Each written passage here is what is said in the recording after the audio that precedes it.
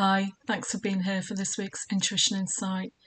In a world that seems to get crazier and crazier just when we think it can't get any more crazy, it can be hard to stay intuitive, to stay in flow, to stay peaceful, and to stay positive that things will improve and be better. But it's important that we do think that, because the more of us who think that, the more chance there is of manifesting and co-creating that in the world. So the weekly Intuition Insight is a little reminder on how you can stay connected to your intuition. And this week's is a lovely one. It's higher self. This is from my Oracle Reclaim Your Intuition, from a section called Inner Voice.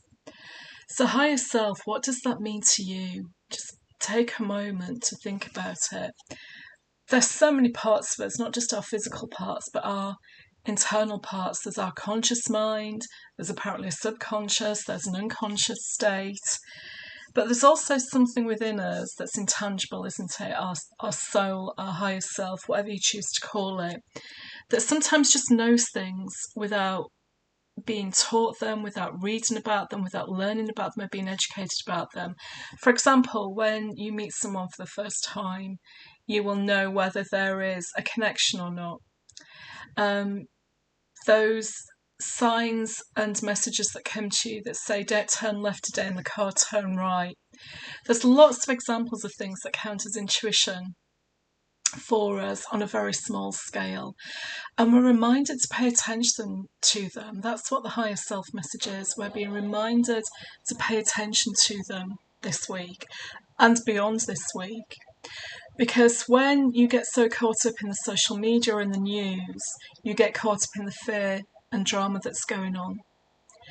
And that's not what the world needs. The world doesn't need more of us to get caught up in that drama. It needs more of us to be in that peaceful, quiet space where we can manifest and co-create what it is that not only we want for ourselves, but that what we want for the world at large and how we want the world to be better.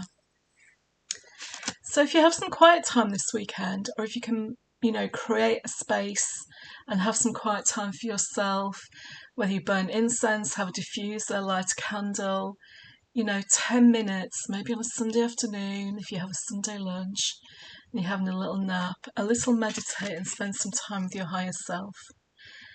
Because when you tune to your higher self, life does get easier. When you're living intuitively and with your intuition, life does get easier.